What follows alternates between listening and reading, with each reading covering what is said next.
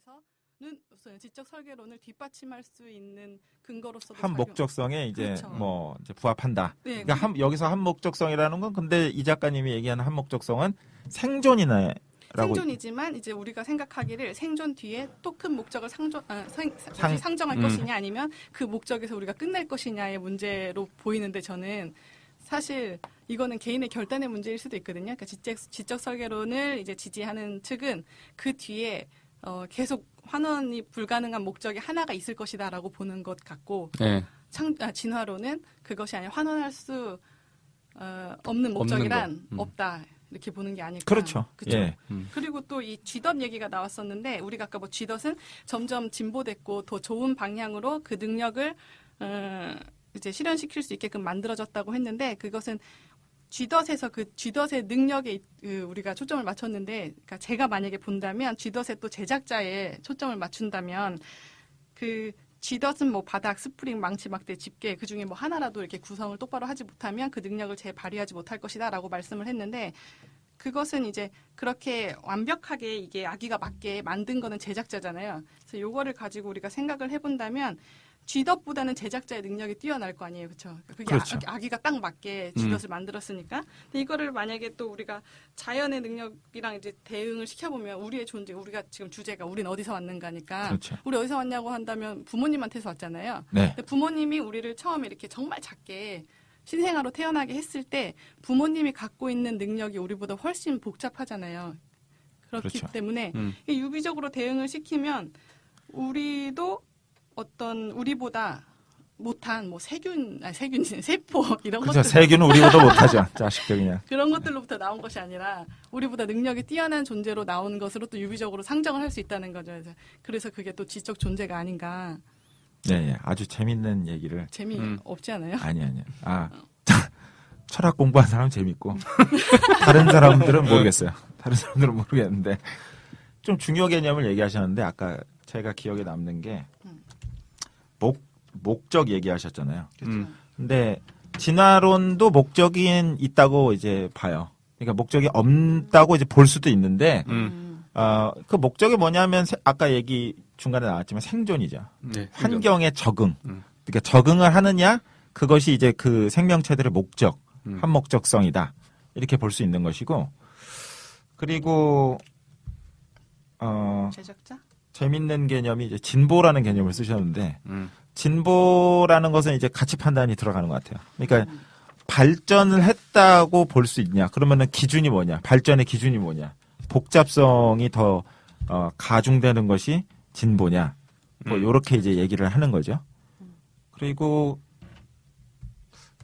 그다음에 최종적으로 얘기를 하셨던 개념이 있었는데 생각이 나면 잊어먹었어요. 그래서 네, 쥐덫 얘기 계속 나와서 쥐덫에 너무 잡혀 있으면 안 되는데. 쥐덫이죠, 그냥. 진짜. 네, 뭐 그런 거예요. 그러니까 쥐덫이라는 형태가 궁극적인 형태라고 하는데 지금 우리가 쥐덫을 쓰나요? 안 쓰잖아요. 네. 쥐덫을 안 쓰는 이유는 그만큼 뭐 환경도 개선이 됐고 그러니까 쥐를 막을 수 있는 다양한 방법이 나왔잖아요. 그러니까 오히려 이 쥐덫이라는 게 지금 세상에서 안 맞기 때문에 도태된 거예요. 오히려 이거는 진화론의 논리로도 쥐덫을 이야기할 수 있는 거죠. 예를 든 거고. 네, 그러니까 예를 든 건데. 기능적 예를 든 거고. 그러니까 기능적 예를 든 건데. 그러니까 뭐 이런 거죠. 그러니까 뭔가 쥐덫이 완성된 형태라고 얘기를 하지만 사실은 쥐덫이라는 것도 완성된 형태가 아니기 때문에 결국에 이제 세상의 흐름에서 밀려난다는 거죠. 네. 그러니까 마찬가지로 이런 어떤 우리 생물의 그런 어떤 궁극적 목적성이라든가 뭐 이런 것들에 대해 생각을 한다고 하더라도 이 목적성에 대해서 정의할 수가 없는 게 실제 현실이라는 거죠. 예, 그렇게 이제 좀 이야기할 수 있지 않을까. 근데 참 지적 설계론에서 얘기하는 최종적인 목적은 뭐예요? 한 목적성은? 천연왕국? 나 그게 되게 궁금해. 이거는 목적이 진화랑도 같죠. 이게 결국은 우리가 우리는 어디에서 왔는가에 대한 그 물음에 대한 답, 그러니까 원인을 구하기 위한 서로 다른 관점이라고 저는 봐요. 그러니까 그것을 자연에 의한 우연으로 우리가 왔다라고 보는 것이냐, 아니면 신이 설계한 그 목적에 의해서 우리는 왔다라고 보는 것인지. 신이 설계한 목적, 인간이 설계한 목적이 있을 거 아니야. 궁극적으로 물어봤을 때 철학적으로 가는지 모르겠지만. 그 기독교 창세기에 보면 이런 이야기가 나옵니다. 신이 인간을 창조할 때 우리를 닮은 모습으로 만들자. 라는 표현이 나와요. 그러니까 이런 설계론자들이 인간의 형태에 좀 궁극성을 부여하는 이유 중에 하나가 이제 그런 이제 구절들이 있거든요. 그래서 그런 구절이 있으니까 인간은 신을 닮았기 때문에 가장 완전한 존재다. 그리고 이게 이제 그 세상을 만들고 인간을 만든 목적이다라고 생각을 해야 한다는 거죠. 예, 그렇죠. 성경에서부터 출발하면 그렇게 되는 거죠. 뭐 왜 신이 우리라는 표현을 썼는지 유일신이 왜 우리라는 표현을 썼는지 잘 모르겠지만 어쨌든 그런 표현이 나옵니다. 맞아요. 그래요? 그거를 이제 라틴어로 유명한 그 이마고데이라는 말이 그 하느님의 모상이라는 뜻인데, 그러니까 하느님의 모상으로 우리가 이제 형성이 됐고 창세기에 따르면 그렇기 때문에 그 모상에 가까이, 그러니까 말 그대로 우리와 같은이 아니라 우리와 비슷한이거든요. 그러니까 하느님과 똑같이 될 수는 없는데 모상이라는 말은 이제 접근할 수 있는 가능성은 있는 거잖아요. 네. 그렇기 때문에 접근할 수 있는 가능성을 최대한 실현시키는 게 목적으로 이제 봐도 되지 않을까 싶어요. 그러니까 인간이 뭐 유인원에서부터 왔다라든가 인간이 진화해서 다른 것이 된다라고 하면은 그 신의 모습에서 이제 좀 달라지는 것을 이제 좀 의미할 수도 있고, 그 다음에 이제 그런 유인원에서 왔다라고 하면은 그 구절에서 나오는 신이 이제 인간을 자신의 형상과 비슷하게 만들었다라는 것에 대해서 좀 배치가 된다라고 판단을 할 수가 성경이랑 일단 위배가 되죠. 네, 그렇죠. 네, 그거예요. 완전 무결한 인간, 신을 모사한 완전 무결한 존재, 거기 위배된다. 조금 더 이제 논쟁적인, 조금 더 논쟁적인 그런 이론으로 또 넘어가 볼까요? 얘기를 해보면 이런 질문도 있어요. 그럼 그 완전 무결한 그걸 또 만든 건 누구지? 라는 생각이 불현듯. 그 얘기를 잠깐 할게요. 아까 그 이 작가님이 얘기한 그 개념 제가 잊어먹었던 게 원인 얘기를 하셨어요. 원인. 그러니까 완전한, 그러니까 신생아가 있었잖아요. 신생아를 낳은 것은 부모님이죠. 부모는 아이보다 더 완전한 형태잖아요. 그럼 그것을 소급해서 가다 보면, 이건 이제 철학적 논쟁인데, 그러면은 그 인간을 창조하게 만든 그 원인이 있을 거잖아요. 네. 그러면 그거는 적어도 그 인간보다는 더 완전한 형태. 그게 세상이라고 보면 세상 자체를, 만든 그 원인은, 그거 자체는 더 완전한 형태겠죠. 그러니까 그거보다 더 완전한 형태가 있을 수 없는 그 형태가 가장 궁극의 원인이 되겠죠. 그러니까 누구의 어떤 다른 존재로부터 만들어지지 않았으면서 만들 수 있는. 그게 이제 요거는 좀 저도 이제 그 부분 좀 봤는데 사실은 요게 이제 진화냐 뭐 질적 설계론이냐 거기서 좀 더 넘어가요. 이게 이제 궁극의 원인으로 가서 아리스토텔레스의 그 부동의 원동자 이제 그 개념이거든요. 근데 그냥 말이 나와서 아리스토텔레스의 부동의 원동자는 플라톤의 이데아와 유사한 개념이라고 보면 돼요? 좀 다르죠. 그게. 그러니까 이데아르는 그 자체 그 관념으로 본 거고요. 이거는 이제 원인으로 이제 소급을 하다 보면 조금 딱딱한데 잠깐 이제 보시면 운동하면서 운동시키는 것은 중간적이므로 운동하지 않으면서 운동시키는 영원하고 실체이고 활동인 어떤 것이 있다. 이게 이제 아리스토텔레스 그 저작에서 그대로 가져온 말인데 그러니까 이게 제1원인이 있다는 거예요. 그러니까 부동의 원동자라는 말 자체가 움직이지 않으면서 가장 궁극의 원인으로 논리적으로 상정할 수밖에 없다는 거예요. 왜냐하면 그 원인은 있어야 되니까. 그 자체는 자기 스스로가 어떤 다른 것의 원인이 될 수 없다는 거죠. 그러니까 그 원인을 상정을 해야 되고 그 원인이라는 것은 완전해야 돼요. 완전하지 않으면 그럼 또 다른 원인이 있겠죠. 걔를 잉태한 또 다른 원인이 있겠죠. 그러니까 궁극의 원인은 완전해야 되고 그것을 상정하려면 이제 신이라는 개념을 갖고 와야 된다는 거죠.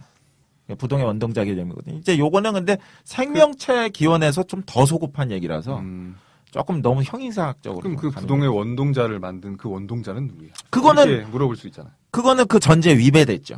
부동의 원동자라는 전제 자체에 위배된 것이 어떤 원인으로부터 그 자체가 스스로 존재한 거예요. 지금 저런 논리가 되게 마음에 안 들잖아요. 그냥 그 믿어라. 이 얘기가 똑같네. 그렇기 때문에 이제 진화론에서는 너무 관념적이고 형이상학적이다 예. 비판도 나오기도 하죠. 네. 제일 궁금한 게 그거야. 부동의 원종자가 있다며. 그러니까 이거는 무신론자 입장에서. 아니 신이고 아니고. 그러니까 이걸 떠나서 논리적으로 얘기했을 때 그 부동의 원동자라는 개념은 궁극의 원인이에요. 그런데 궁극의 원인은 또 어디서 왔어? 라고 그렇죠. 얘기하면 그 개념 위반이에요. 그렇죠. 그거는 선언이니까. 그렇죠. 예, 증명할 수가 없는 거죠. 그렇죠. 그럼 믿어라. 라는 얘기와 똑같은 의미라는 거죠. 아니, 논리적으로 가장 궁극의 원인은 상정할 수밖에 없잖아요. 그래야 지금 이 상태를 설명할 수 있잖아요. 그러니까 그거를 상정을 하는 것을 결단을 해서 내 존재를 밝힐 것인지 네, 아니면 네. 그거 없이 내 존재를 밝힐 것인지. 여기서 자연스럽게 나오는 게 그 지적 설계론자들이 이제 가장 또 많이 공격하는 부분들이 진화론자들에게 진화론은 다 좋다, 다 인정할 수 있다. 네. 이 진화라는 그런 설계 그 얘기들을 한다고 하면 다윈이 근데 얘기 안 하는 부분이 있다. 가장 초기 형태의 그런 세균 그런 것이 그 이전은 뭐냐 그러면 유기물 형태까지 간다고 쳐보자. 아주 단순하던 형태에서. 그러면 그 생명 아닌 무에서 네. 유가 어떻게 나오느냐. 그러니까 무생물이 생물로 어떻게 돼? 라는 게 지적 설계론자들이 가장 크게 하는 반박이에요. 그러니까 그 아주 단순한 형태에서 지금까지 해서 인간이 왔다 치자. 네. 어떻게 무생물에서 유기물이 되지? 무에서 유로 어떻게 무에서 유로 생명이 없었는데 네, 생명이 어떻게 땅 생기지? 그걸 설명을 하지 않는다는 거예요. 설명을 못 하는 거 아니야? 지금까지의 과학으로는? 그럴 그 수도 의미를? 있고요. 그럴 수도 있고. 이제 비판 지점이죠. 가장 핵심적인 비판 지점. 거기에 대해서 또 여러 가지 그 설들이 있잖아요. 가설들은. 반박이 있죠. 가설들이 몇 가지가 있잖아. 그것도 간단하게 말씀을 한번 해주시면 어때요? 반박을 이제 밀러라는 학자가 열심히 또 평생을 바쳐서 네. 실험을 했어요. 그래서 무기물들 이게 너무 오늘 과학 시간이네요. 무기물들을 준비 많이 했어요. 전기 충격을 준 거예요? 그렇죠. 무기물들의 이제 전기 방전 실험을 막 하다 보니까 유기물이라는 것이 이제 아미노산 같은 그런 탄소 화합물이라고 이해하시면 돼요. 네. 그러니까 탄소에 수소, 산소, 질소 이런 것들이 이렇게 같이 결합됐다라는 것이 탄소 화합물이고 요것을 유기물이라고 이해를 하시면 되는데 유기물이라는 것이 왜 중요하냐? 요것이 이제 생명체의 그 직전이다. 생명체가 이제 될 수 있는 가장 기초 베이스다. 이렇게 이해하면 돼요. 생명체는 뭐라고 규정을 내릴 수가 있어요? 그게 직전이라고 한다면 뭔가 스스로 뭔가 활동을 한다. 스스로 활동도 하며 세포 더 중요한 것은 이제 번식하는 거죠. 자기 스스로 번식할 수 있는 능력이 생기는 것을 이제 생명체로 그건 이제 개념 규정에 따라서 조금씩 달라질 수 있지만 가장 큰 기준이죠. 왜냐면은 그냥 움직인다라고만 하면 로봇 청소기도 생명체라고 할 수 있잖아요. 네. 스스로 번식을 한다. 보기에 따라서 아주 애정을 듬뿍 쏟으면 생명체라고 볼 수도 있지만 그래서 밀러라는 학자에 의해서 이 무기물을 그러니까 완전 무생물을 전기 방전을 시키니까 유기물로 합성이 됐어요. 그러니까 이제 유기물이 된 거죠. 네. 이 유기물이 여기서부터 이제 가설이 들어가는 건데 이 유기물이라는 것이 이제 여러 다른 화합물과 결합을 해서 이제 조금 더 복잡한 형태로 되다 보니 좀 어려운 단어가 나와요. 코아세르베이트라는 들어본 것 같네요.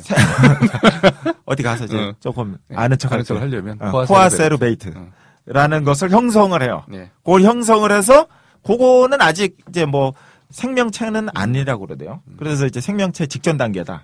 이렇게 하는데 그것이 이제 더 분화를 하고 발전을 해서 원시 세포를 형성하게 돼서 그것이 소위 이제 남세균이라고 불리우는 이것도 어려운 말이 나오는데 스트로마톨라이트. 굉장히 오늘 아는 척 많이 하네. 네. 그런 남세균, 세균이 원시 지구에 쫙쫙 퍼지게 돼서 이제 산소가 원래 없었대요. 네. 원래 없었는데 걔네들이 이제 막 쫙 전 지구상에 이제 덮으니까 산소가 막 뿜어져 나와. 여기까지가 가설이잖아. 근데 스트로마톨라이트 화석은 발견됐어요. 발견됐고 호주에 그게 이제 원시 지구의 형태의 유적이 남아 있다는 것까지는 다 가설이 아니에요. 그러니까 지금 거기까지는 지지되는 화석이 있어요.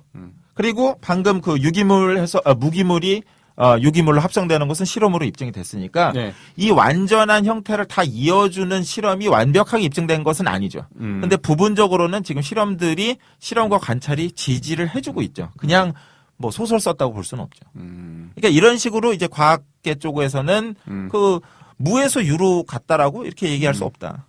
뭐 그렇기도 하고요. 뭐 그렇게 실험하기가 좀 어려우면 다른 이제 지구 밖에서 예. 생명체를 찾으면 되거든요. 그래서 이제 열심히 찾고 있는 거예요. 왜냐면은 다른 이제 행성이나 이런 데 생명체가 있다라는 게 발견이 되면 그러면은 이제 굳이 이런 실험을 하지 않아도 이게 네. 자연스럽게 형성된다라는 것을 알 수가 있기 때문에 그래서 이제 우주 탐사하는 쪽에서 그쪽에도 신경을 많이 쓰는 게 이제 그런 것에도 있는 거죠. 그 만약에 지구 밖에서 그런 유기물 형태가 발견이 되면 우리가 알고 있는 세계관이 다 바뀌네요. 그렇죠. 지적 설계론자들은 여기에 대해서 뭐라고 얘기할 수가 지적 없나요? 설계 이제 외계 생명체가 나오면은 그거는 일단 기본적으로 지적 설계론까지는 모르겠고요. 현재 뭐 종교 쪽에서 얘기하는 성경하고는 뭐 이제 다르죠. 그렇죠. 성경에는 가치관이 많이 무너지는. 그러니까 그거는 이제 그러면 발견되고 나서 그분들이 생각하시면 되는 거니까. 그럼 또 반박이 나올 수가 있나? 여기도 뭐 그때부터 이제 이제 교리를 만들겠죠. 그러니까 지금은 필요가 없어요. 왜냐면 발견된 적이 없으니까. 이제 어느 순간이 되면 필요한 순간이 오겠죠. 지금 약간 이제 얘기가 우주 쪽으로 갔거든요. 그 여기서 이제 지적 설계론자들이 또 얘기하는 미세 조정 우주론에 대해서 잠깐 소개를 드리면 우주상에서 우리 생명체 아직은 지금 외계 생명체가 발견되지 않았잖아요. 가설이죠. 그러니까 이 우주가 근데 엄청나게 넓다는 것은 누구나 다 인정하죠. 그러니까 이 우주상에서 생명체가 탄생하거나 존재하기 위해서는 엄청나게 필요한 많은 조건이 있어야 돼요.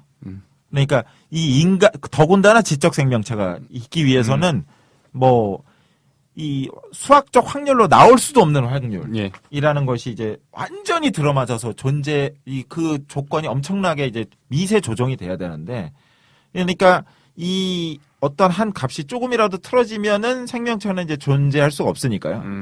그래서 현생 우주는 생명체, 그러니까 인간이 존재하는 그 지구는 이게 치밀하게 조정됐다라는 것이 이제 미세 조정 우주론이고요. 미세 조정 우주론이면 그러면 지적 설계론이네요. 그렇죠. 그러니까 그렇죠. 이게 뭐냐면은 우리가 4대 힘이라고 해서 그러니까 물질과 우주를 구성하는 4대 힘 하면 이제 강한 핵력, 그다음에 이제 뭐 약한 상호작용, 그다음에 뭐 그 중력, 전자기력 이렇게 뭐 4대 힘을 얘기를 하는데 얘네들이 힘의 크기가 조금씩 다 달라요. 조금씩 많이 달라요. 근데 이제 뭐 중력 같은 게 굉장히 약하다고 알려져 있고, 근데 뭐 강력은 제일 강하다. 뭐 이런 식으로 많이 얘기를 하고 있고, 우리가 보통 상호작용하는 힘은 전자기력이다. 뭐 이렇게 얘기를 많이 하는데, 이제 여기에 있는 밸런스가 지금과 좀 다르면 뭐 우주가 완전히 다 퍼져 있든가, 그러니까 산산조각이 퍼져 있든가, 아니면은 한 곳에 뭉쳐서 뭐 빅뱅이 일어나지 않는다든가, 뭐 이런 식으로 뭐 여러 가지 가정들이 있어요. 그래서 지금 있는 이런 힘들 간의 균형이라든가, 어떤 물질을 구성하는 어떤 그 뭐 물질과 반물질 간의 비율이라든가, 이런 것들이 조금이라도 달랐으면은 우리가 생각하는 우주가 되지 않았을 거다라고 생각하는 게 이제 미세조정 우주론이에요. 그러면 이제 이 수치를 누군가 세팅을 했겠지. 라고 보는 거죠. 근데 여기에 대한 반박도 많아요. 가장 이제 간단하게 할 수 있는 반박은 평행우주론이에요. 그래서 이제 이런 밸런스가 조금씩 다른 우주가 다 있어요. 근데 우리가 사는 우주는 지금 이 우주고, 다른 우주는 갈 수가 없어요. 갈 수가 없기 때문에 알 수가 없어요. 근데 그런 게 쫙 시리즈로 있다라고 생각을 하면은, 우리가 현재 여기에 살고 있기 때문에, 우리 이런 컨디션 안에 살고 있는 거고, 그냥 마치 마저 떨어진 거지, 이게 뭐 누가 이제 설계했다라고 하기는 좀 어렵다. 라는 이론이 있는 거죠. 평행 우주가 그 이론에 대한 반박이네요. 보니까. 근데 이게 너무 천문학으로 가서 제가 쉬운 예를 들어드릴게요. 반론으로서 이게 이제 도킨스가 원래 이제 반론을 했었는데 물 웅덩이 반론으로 했는데 제가 읽어봤더니 별로 와닿질 않아요. 그래서 제가 만들었어요. 자, 그 집안에 볼펜이 떨어졌어요. 떨어졌나 보다. 그렇게 생각을 하겠죠. 근데 볼펜이 떨어진 형태가 세워졌어. 세워진 형태로 떨어졌어. 매우 드물죠. 국회에서 그 볼펜 세우시는 분들인데. 그렇죠. 그렇게 생각을 하죠. 그러니까 집에 내가 어느 날 이제 빈 집을 내가 뭐 일 마치고 집에 딱 들어왔는데 볼펜이 세워져 있어. 내가 세운 것도 아닌데 그러면 누가 세웠지? 이 생각을 하게 되잖아요. 아, 그러니까 여기서 자연히 이 일반적으로 나올 수 없는 확률에 대해서 우리는 누군가라는 그 의도를 생각할 수밖에 없다라는 거죠. 그게 이제 지적 설계론자들의 얘기고, 뭐 그것이 시계공 논증이든 아니면은 뭐 미세 조종 우주든 대부분 근간을 이루는 거예요. 그러니까 인간이라는 그 존재가 확률상으로 나오기 대단히 어렵다. 생명체라는 자체가. 그러니까 마치 제가 볼펜을 세운 볼펜. 이건 확률적으로 나오기 어려우니까 당연히 어떤 특정 누군가의 의도라는 것을 상정하라는 거죠. 누군가 세웠다 이건. 자연스럽게 쓸 수가 없다. 그런데 이를테면 볼펜이 한두 개가 아니야. 떨어뜨린 거.